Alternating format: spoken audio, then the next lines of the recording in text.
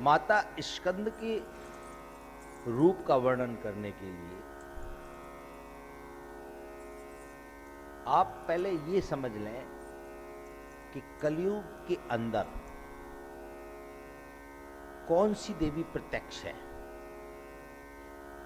जो आपको प्रत्यक्ष रूप से दर्शन दे सकती है। देवी की किसी भी रूप का आप स्मरण करेंगे, चिंतन करेंगे, उस रूप का दर्शन होगा, परंतु आपको बहुत सारे नियमों का पालन करना पड़ेगा। एक देवी इन 9 रूपों में ऐसी है जो प्रत्यक्ष है कलयुग के अंदर। देवी भागवत का वाक्य है, कलो प्रत्यक्ष चंडिका, कलो प्रत्यक्ष चंडिका। कलयुग में यदि कोई प्रत्यक्ष है तो माता चंडिका प्रत्यक्ष है, उसी के सारे स्वरूप हैं। ये 9 रूप भी उसी के हैं, 10 महाविद्याओं का केंद्र भी वही है, वो प्रत्यक्ष है। आज नवरात्रि के पंचम दिवस में माता स्कंद माता का पूजन होता है। स्कंद माता कार्तिकेय की माता है, कार्तिकेय को स्कंद कहते हैं। कार्तिकेय की माता स्कंद माता है। उनका स्वरूप वात्सल्य से ओतप्रोत है। उनकी गोद में कार्तिक भगवान बैठे हुए हैं और दोनों हाथों से माता ने उनको पकड़ रखा है और 2 हाथ माता के पुष्प लेकर के धारण किए हुए हैं। जहां करुणा होती है, जहां वात्सल्य होता है और जहां ममत्व होता है, देखिए वहां पर माता ने कोई भी शस्त्र धारण नहीं किया। कोई शस्त्र माता के हाथ में नहीं है, क्योंकि गोद में पुत्र है, माता का ममत्व है, माता का वात्सल्य है, परंतु कोई शस्त्र हाथ में नहीं है। यदि पुत्र कुछ भूल कर दे तो फूल से डांट देंगी, चोट ना लगे, ऐसा वात्सल्य माता इस रूप के अंदर है। ये स्कंद माता वो देवी है जब संसार से कलयुग का ज्यादा प्रभाव बढ़ जाता है, धर्म और अधर्म दोनों का बैलेंस एक बराबर नहीं रहता। धर्म और अधर्म, अधर्म का बैलेंस जब बढ़ जाता है, अधर्म ज्यादा बढ़ने लगता है, तो देवता भी मृत्यु लोक से चले जाते हैं। अधर्म का सामना देवताओं से कभी कभी नहीं होता, तो वो पलायन कर जाते हैं। ऐसी अधर्म की शक्ति जब बढ़ जाती है,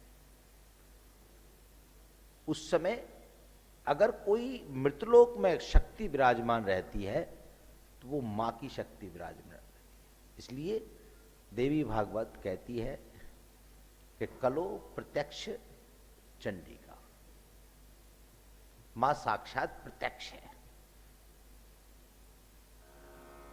यदि आप निर्गुण के उपासक हैं, आप निराकार की उपासना करते हैं, ब्रह्म विद्या की उपासना करते हैं, तो आपको इस रूप का अनुसरण और इस रूप का भी अनुष्ठान करके इस रूप को भी सिद्ध करना पड़ेगा। ये रूप है जो आपको ब्रह्म विद्या तक लेके जाता है। ये रूप है आपको जो निराकार से साकार की तरफ लेकर जाता है। जो निराकार शक्ति जिसकी आपने कल्पना की है, उसको साकार स्वरूप प्रदान करने वाली शक्ति का नाम है स्कंद माता। ये पंचम दिवस नवरात्रि का।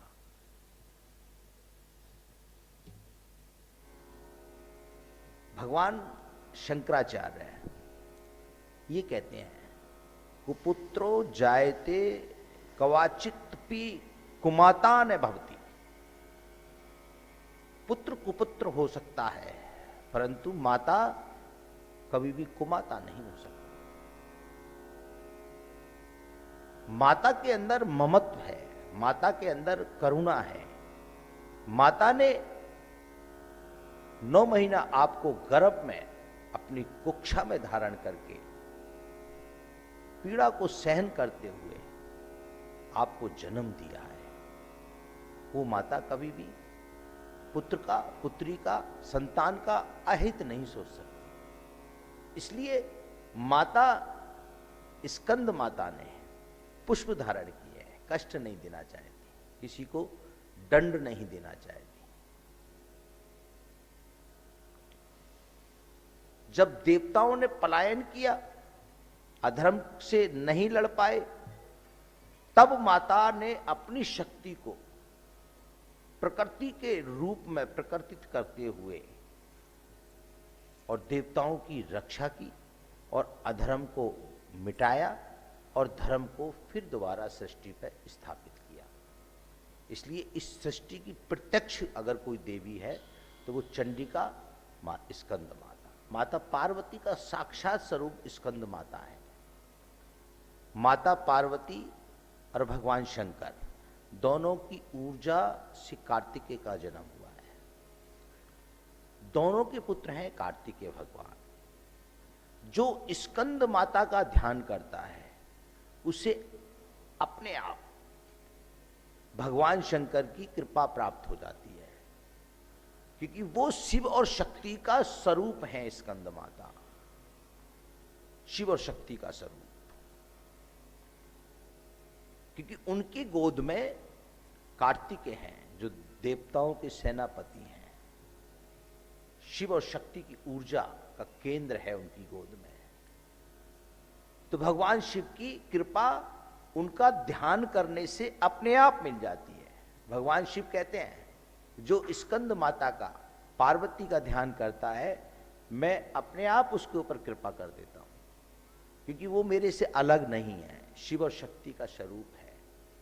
तो आज के दिन व्यक्ति को माता स्कंद माता का ध्यान करते हुए नवरात्रि का पूजन करना चाहिए। विषय मां के वात्सल्य का है कि मां ने कैसे कार्तिकेय का निर्माण किया कि कार्तिकेय देवताओं के सेनापति नियुक्त किए गए। इतने बलशाली, इतने शक्तिशाली, जो देवताओं के सैनिक नियुक्त किए गए। जब कार्तिकेय भगवान बड़े हुए तो उनके अंतःकरण में चेतना जागृत हुई, जिज्ञासा बढ़ी। तो भगवान ब्रह्मा जी से कार्तिकेय जी ने प्रश्न किया, मुझे ओम का मतलब समझना है। ये ओम क्या है? ना थी धरती, ना था अंबर, पड़ा था घोर अंधियारा और हुआ शब्द एक ओंकारा। ये ओंकार शब्द है क्या? ब्रह्मा जी ने 12,000 श्लोकों में कार्तिक भगवान को ओम की महिमा समझाई। कितने हजार श्लोकों में? 12,000 श्लोकों में ओम की महिमा समझाई, परंतु उनकी समझ में नहीं आई। उनका मन संतुष्ट नहीं हुआ, मन में जिज्ञासा बढ़ी।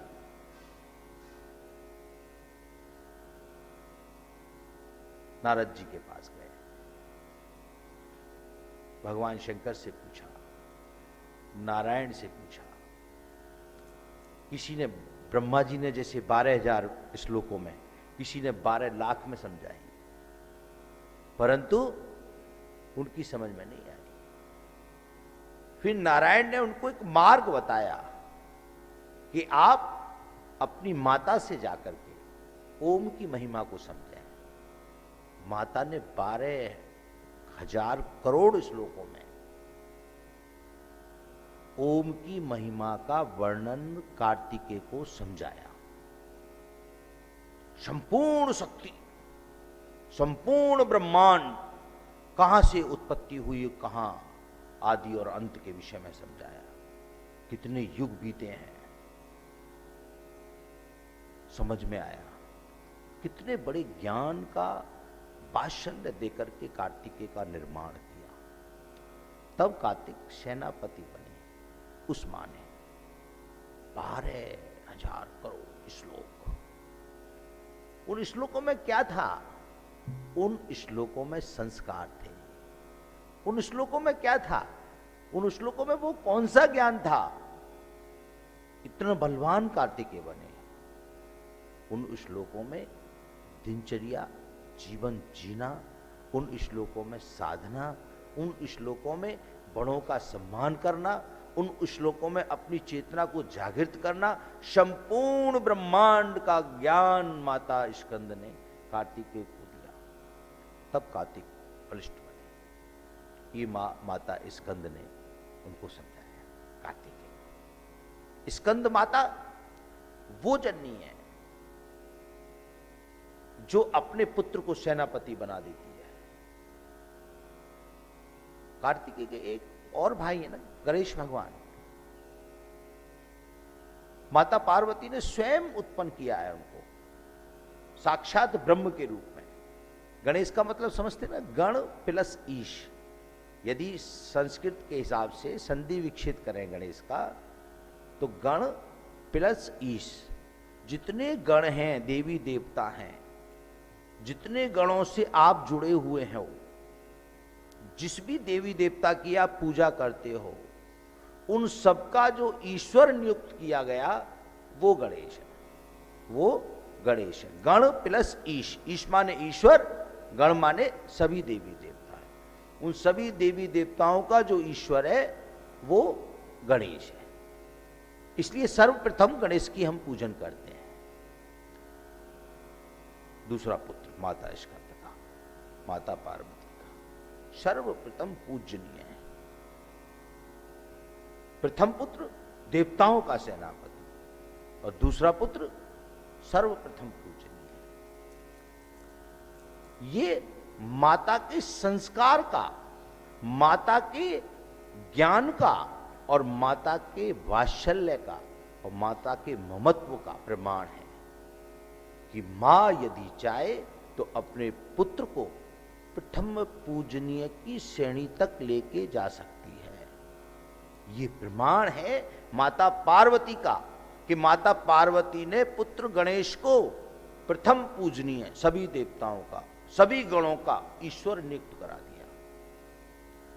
ये मां का प्रेम है, मां का ममत्व है, मां का वात्सल्य है।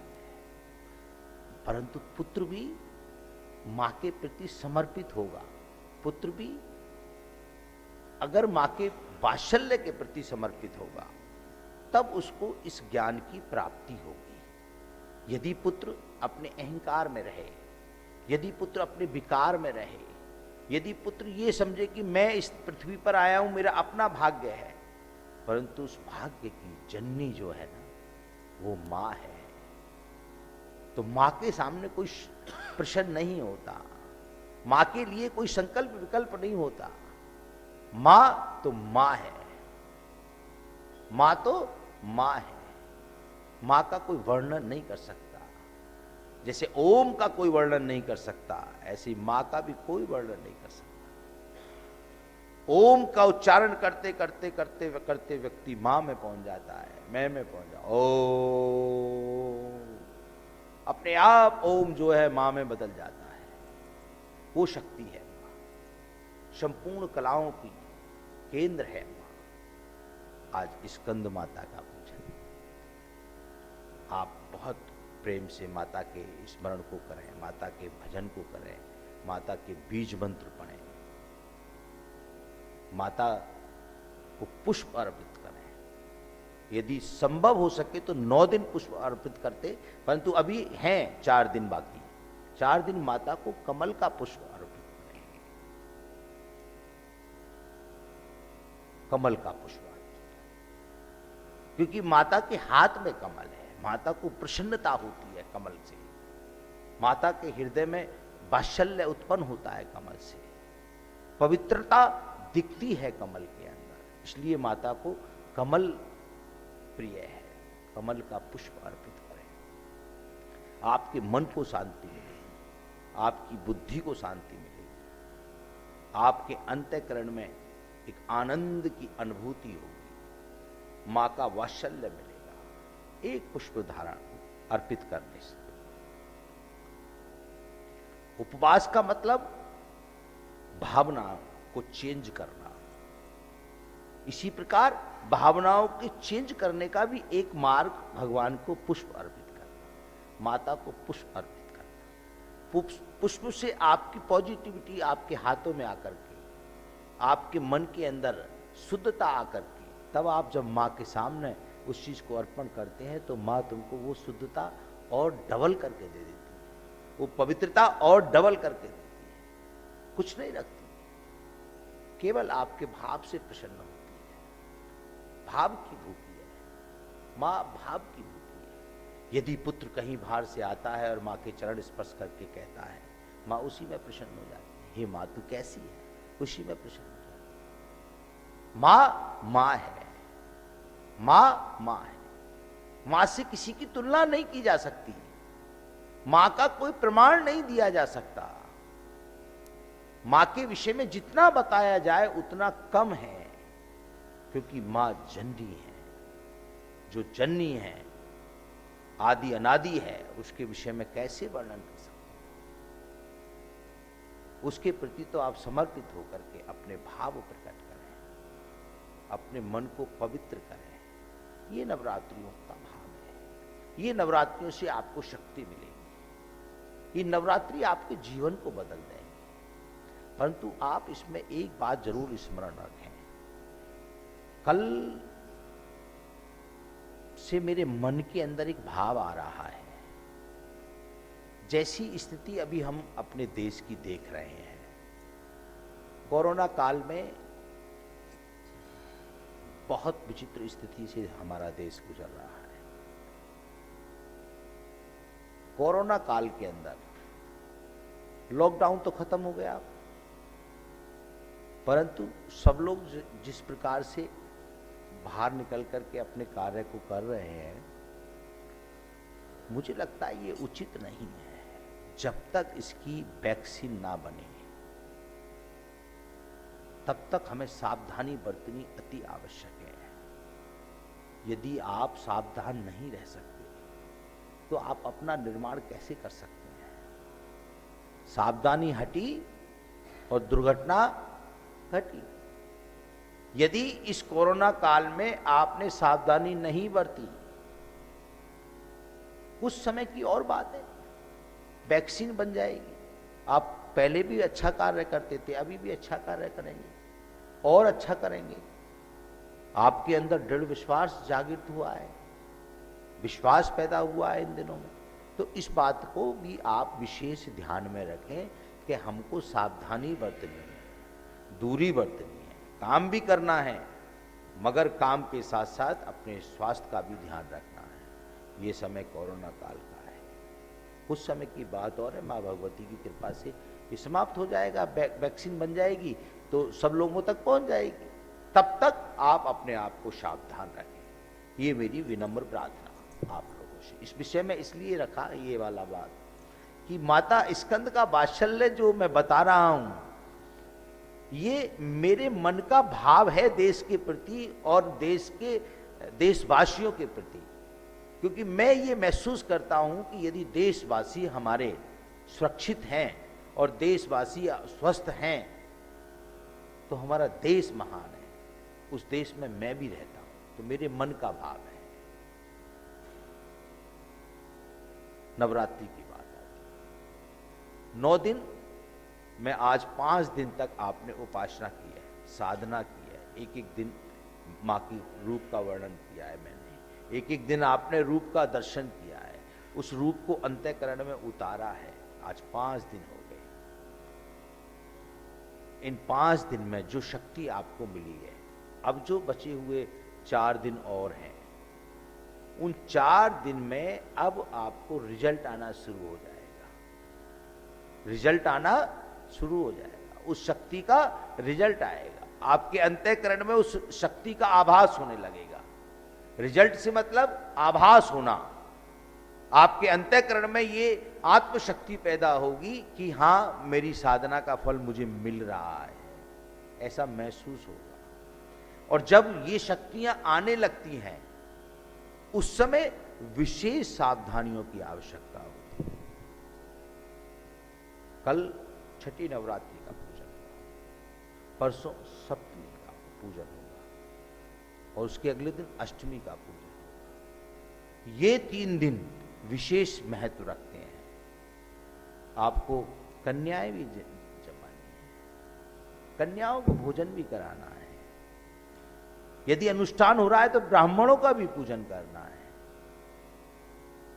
अनुष्ठान का समापन करना है। अब आपको इन बातों की विशेष जानकारी की आवश्यकता है, कहीं त्रुटि ना हो जाए।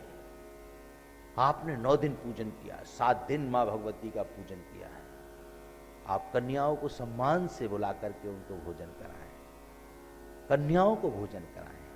आपको पता होना चाहिए पुत्री कन्या के रूप में जब होती है कौन सी अवस्था तक होती है, इसके विषय में भी कल चर्चा करेंगे। क्योंकि यदि यहां कहीं चूक हो गई, यदि अनुष्ठान के समापन पे चूक हो गई, यदि कहीं पूजा की चूक मां भगवती माफ कर सकती हैं।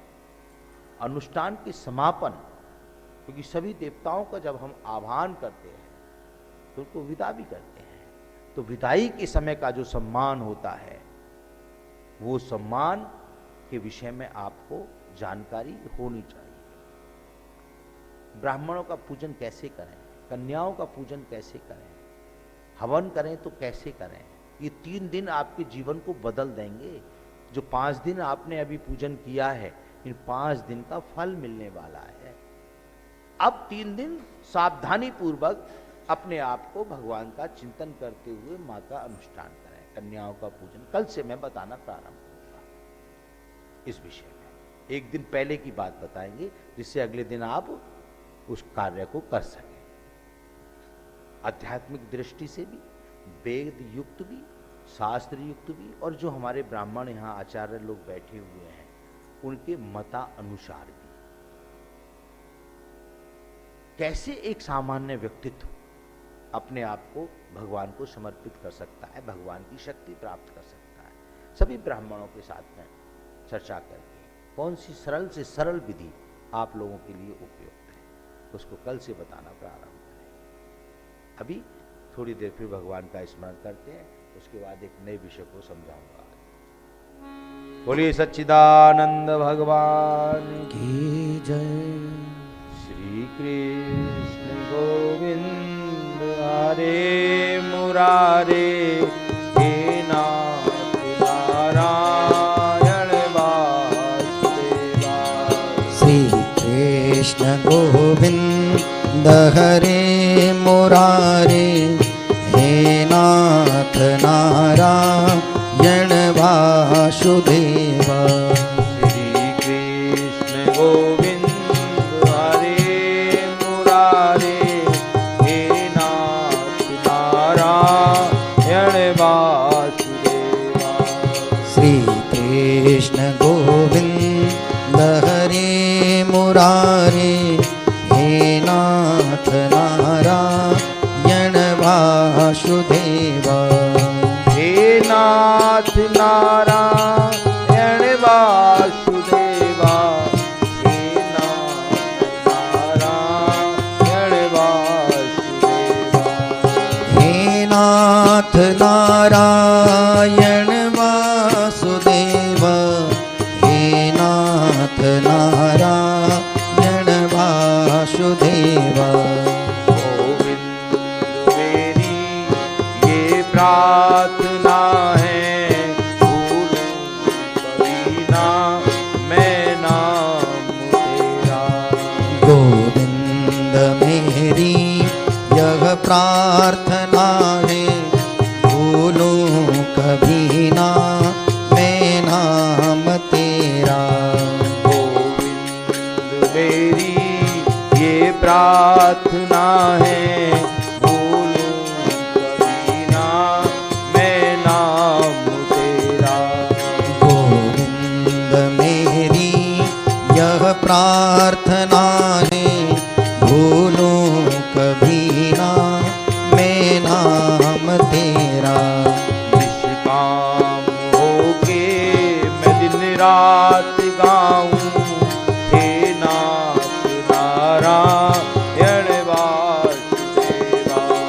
निष्काम होके मैं दिन रात गाऊं, हे नाथ नारायण वासुदेव। श्री कृष्ण गोविंद हरे मुरारे, हे नाथ नारायण वासुदेवा। श्री कृष्ण गोविंद हरे मुरारे, हे नाथ नारायण वासुदेवा। हे नाथ नारायण वासुदेवा। हे नाथ नारायण वासुदेवा। बोलिए सच्चिदानंद नंद भगवान की जय।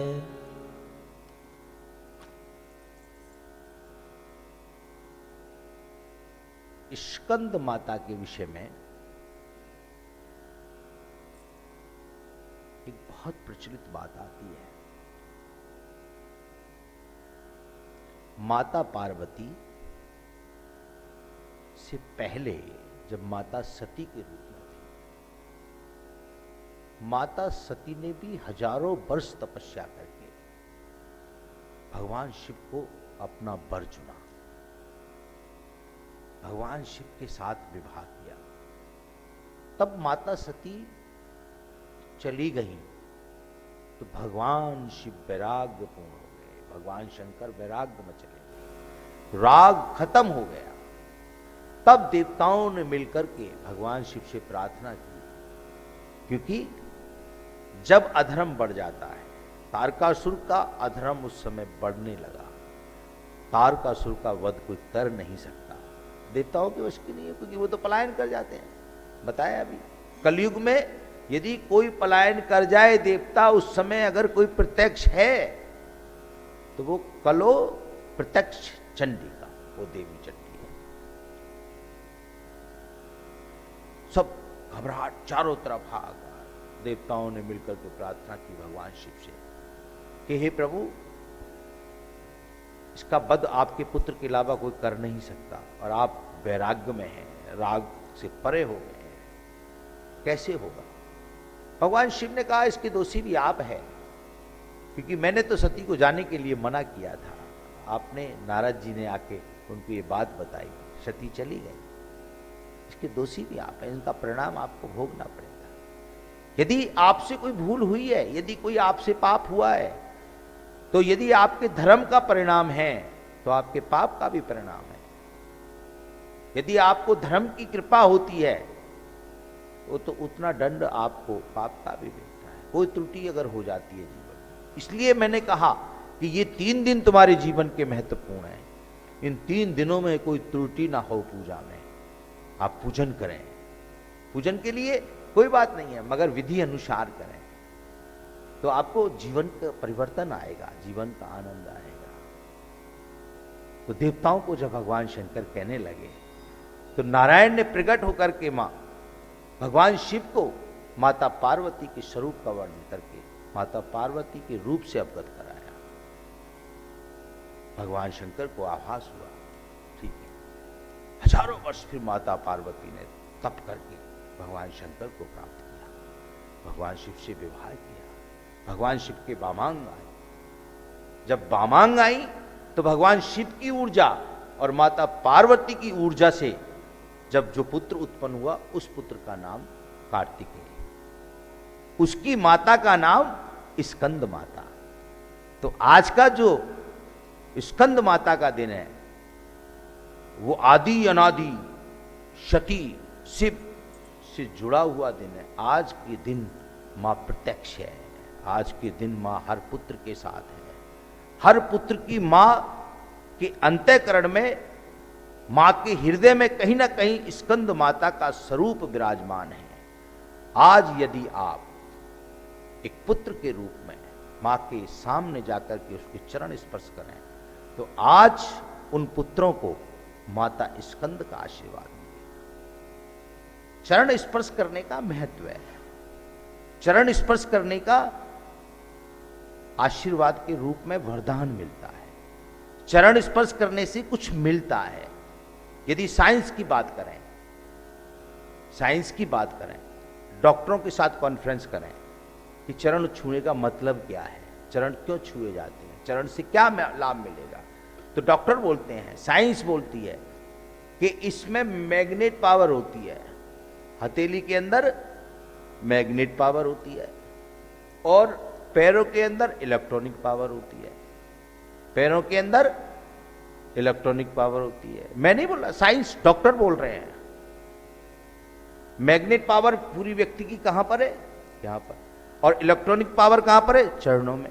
तो जब मैग्नेट पावर इलेक्ट्रॉनिक के पास जाती है, चरणों के पास जाती है, तो चरणों से गुण मिलते हैं, गुणों को खींचती है, आशीर्वाद मिलता है।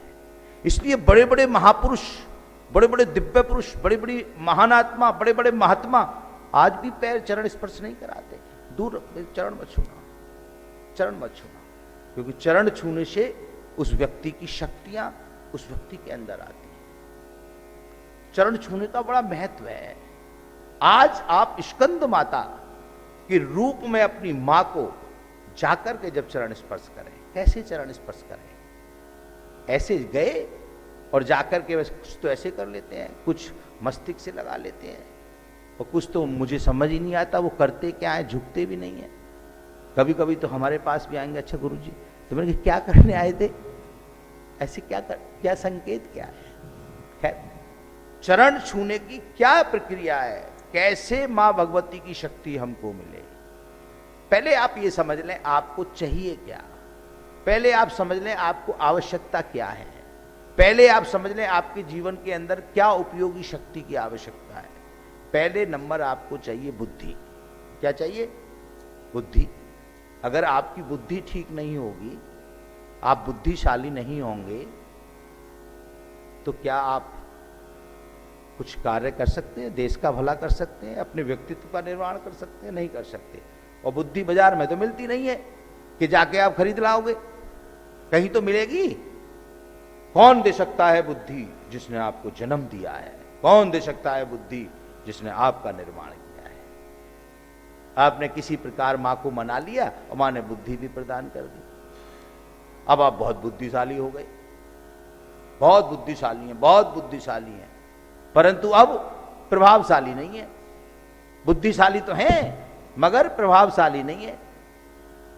बुद्धिशाली इतने हैं कि लोग आपसे मिलते हैं तो आपकी बुद्धि की बड़ी चर्चा करते हैं, परंतु प्रभाव कोई नहीं मानता। प्रभावहीन हो गए हैं आप, ऊर्जाहीन हो गए हैं आप।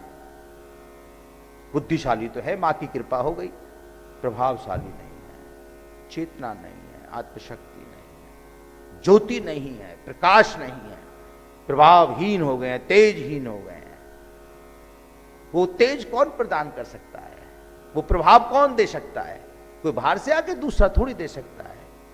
वो वही दे सकता है जिसने आपका निर्माण किया है, वो वही दे सकता है जिसने आपको जन्म दिया है, वही दे सकता है। फिर तुमने मां के चरण स्पर्श करके कुछ ना कुछ भगवान की कृपा से आपको प्रभाव भी दे दिया, तेज भी दे दिया। अब आप बड़े बुद्धिशाली हैं और बड़े प्रभावशाली हैं, परंतु कुछ कमी रही कि आप साहसी नहीं हैं, आप साहसी नहीं है। बुद्धिशाली तो हैं, योजना तो बहुत बड़ी बड़ी बनाते हैं और प्रभावशाली भी है, उन्हें पटल पे भी ले आते हैं, परंतु साहस नहीं है, उनको कर नहीं पाते। साहसी नहीं है, आत्मशक्ति नहीं है, कॉन्फिडेंस नहीं है। कॉन्फिडेंस लेवल आपका डगमगा गया है। कौन देगा कॉन्फिडेंस, कौन देगा आत्मशक्ति? कहां से लाओगे आप आत्मशक्ति? बाजार में तो नहीं बिकती। वही दे सकता है आत्मशक्ति जिसने तुम्हारा जन्म किया है, जिसने तुम्हारा निर्माण किया है, वो मां। आज का दिन उन पुत्रों के लिए, उन पुत्रियों के लिए, समस्त भारत के पुत्रों के लिए वो दिन है यदि वो मां के पास जाकर के चरण स्पर्श करें। चरण छूने का तरीका है, शास्त्र बोलते हैं। इसलिए तो लोग आचार्यों से शास्त्र सीखते हैं, इसीलिए तो वेदों का ज्ञान अति आवश्यक है, इसीलिए तो आपको गुरुओं की आवश्यकता है, इसीलिए तो आपको विद्यालयों की आवश्यकता है, पठन पाठन की इसलिए आवश्यकता है क्योंकि हमारे वेदों ने और हमारे शास्त्रों ने जो सनातन धर्म के संस्कार बनाए हैं, यदि आपने उनके अनुसार अपने जीवन को जिया, तो आपको शक्तियां मिलेंगी। और आगे की शक्ति पे बाद में बात करते हैं। अभी 3 के विषय में बताई नंद किशोर जी। कितने के विषय में? पहले नंबर बुद्धि, दूसरे नंबर ज्योति और तीसरे नंबर आत्मशक्ति। इनके बिना आप निर्जीव हैं, जीवित होते हुए भी निर्जीव हैं। कहां मिल सकती हैं? साइंस कहती है। कौन कहती है? साइंस कहती है। डॉक्टर कहते हैं मैग्नेट पावर यहां है और इलेक्ट्रॉनिक पावर चरणों में है। तो ये तीनों शक्तियां कहां पर विराजमान है? मां के चरणों में। मां ने आपका निर्माण किया है, मां ने आपको बुद्धि दी है। उस मां के चरणों में वो बुद्धि विराट रूप में विराजमान है। मां ने आपको तेज दिया है, उस मां के चरणों में जब आप झुकेंगे तो तेज का विराट रूप विराजमान है। मां ने आपको जन्म दिया है, मां के चरणों में आत्मशक्ति विराजमान है। जब आप चरण स्पर्श करते हैं आपका जीवन सफल हो जाता है। कैसे करें? ये 5 उंगली रजोगुण, सतोगुण, तमोगुण, ज्ञान और ब्रह्म, ऐसे इनकी तुलना की गई है। रजोगुण, सतोगुण, तमोगुण, ज्ञान और ब्रह्म। जब भी रजोगुण के कार्य होते हैं या हम साधना करते हैं, हम तप करते हैं, रजोगुणी तप करते हैं, तो ऐसे बैठते हैं, ऐसे मुद्रा में। सतोगुणी तप करते हैं तो ऐसी मुद्रा में। और हठ योग करते हैं तो ऐसी मुद्रा में। और यदि विद्यार्थी काल में, जीवन काल में ज्ञान की आवश्यकता के लिए तप करते हैं तो ऐसी मुद्रा में। इससे ज्ञान मिलता है। ये ब्रह्म है, जिससे जोड़ोगे वही चीज की उत्पत्ति होगी, ज्ञान मिलता है। तो आपको क्या चाहिए? बुद्धि, ज्ञान चाहिए। कौन सी उंगली का प्रयोग करेंगे? इस उंगली का। तेज चाहिए। कौन सी उंगली का प्रयोग करेंगे? इस उंगली का। आत्मशक्ति चाहिए, सात्विकता चाहिए, इस उंगली का प्रयोग करेंगे। ऐसे, क्योंकि आप रजोगुणी हैं, आप राजा हैं, अपनी मां के पास जा रहे हैं, अपने स्वाभिमान और अभिमान को त्याग करके मां का वात्सल्य प्राप्त करने जा रहे हैं। ये 3 उंगली ऐसे करके मां के दोनों चरणों से लगाएं। बुद्धि का निवास स्थान मस्तिष्क, मस्तिष्क पर ले जाएं। जब आप मस्तिष्क पर ले जाएंगे तो वो मैग्नेट पावर के थ्रू, इलेक्ट्रॉनिक पावर मस्तिष्क तक जब पहुंचेगी तो आपका बुद्धि बल बढ़ेगा, आपका विवेक बढ़ेगा, बुद्धिशाली हो जाएंगे। मस्तिष्क पे ले गए, उसके बाद नेत्रों पे ले जाएं, उसके बाद हृदय पर ले जाएं। दोनों चरण स्पर्श करके दोनों चरणों से लगाकर सहसम्मान, विनम्रता पूर्वक।